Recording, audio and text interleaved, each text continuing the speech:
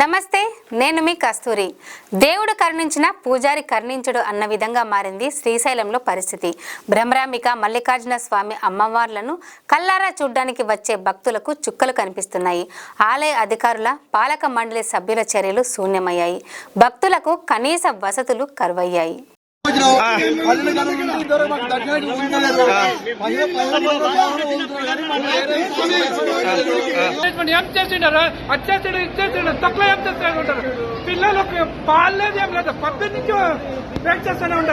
భూమి ఆకాశానికి నాభిస్థానం.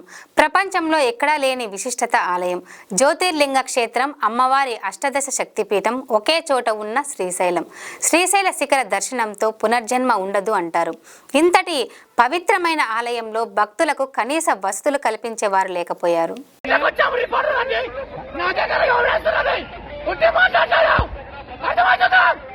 కోడలు కానీ నీ బిడ్డ కానీ ఎన్ని గంటలు 5 గంటలకు పప్పులో వచ్చిన క్యూలో నిలబడ్డాము. అదే మీ బంధువులకు అట్లా నిలబడరా? ఏం తినాలి? తక్కువని నీళ్లు లేవు, నిద్ర లేదు. శ్రీశైలం జాతరకు వచ్చి దేవుని దర్శనం చేసుకోకపోదామని మంత్రి వస్తున్నాను ఎంతమందిని ఆగం చేసినాం. ఇప్పుడు దర్శనం లేదు, ఏం లేదు.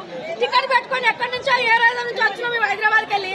మాకు ఆకలి లేదలా, చిన్న చిన్న పిల్లలు పడిపోయినారు.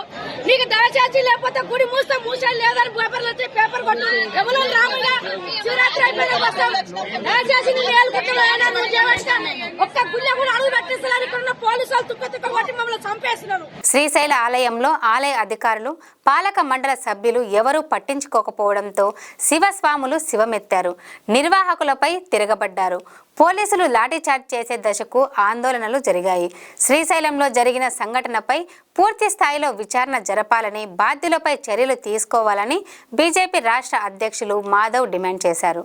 ఏదైతే నిన్న శివ దీక్ష చేస్తున్న అనేక మంది శివ భక్తులు ఉన్నారో వాళ్ల సంబంధం పైన లాఠీ చార్జ్ చేయడం భారతీయ జనతా పార్టీ ఖండిస్తుంది.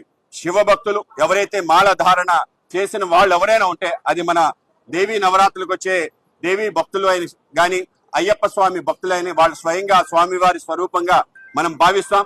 ఒకవేళ నిజంగానే ఏదైనా జరిగితే ఇటువంటి తీవ్ర చర్య మాత్రం పాల్పడకూడదు. ఆ విధంగా పోలీస్ అందరూ కూడా సమన్వయం పాటించాలని, ఎవరైతే అక్కడ పోలీస్ సిఐ ఎక్కువ చేశాడో ఆయన్ని కూడా ఖండిస్తున్నాం. తప్పనిసరిగా చర్య తీసుకోవాలని మేము కోరుతున్నాం. కనుక ఏదైతే శివ భక్తులు శ్రీశైల క్షేత్రానికి ఒకేసారి ఎక్కువ మంది రావటం, దానికి సంబంధించిన చాలా సోమవారం కావటం, దాని కారణంగా జరిగిన ఇబ్బంది తప్పనిసరిగా ఏవైతే చర్యలు తీసుకోవాలో ఆ విధంగా చర్యలు ఈవో గారు అలాగే మా యొక్క చైర్మన్ కూడా అందరూ కూడా ఏర్పాటు చేయడం జరిగింది. ఆ విధంగా కూటమి ప్రభుత్వం ఏర్పాటు ఏవైతే చిన్న చిన్న పొరపాటు వాటిని సరిదిద్దుకొని మరిన్ని సౌకర్యాలు కల్పించి శివభక్తులందరికీ కూడా ఆ యొక్క దర్శనం అలాగే ఒక మాలలు తీసే కార్యక్రమం ఏదైతుందో అవన్నీ కూడా సజావుగా జరిగే విధంగా చర్యలు తీసుకోవడం జరిగింది.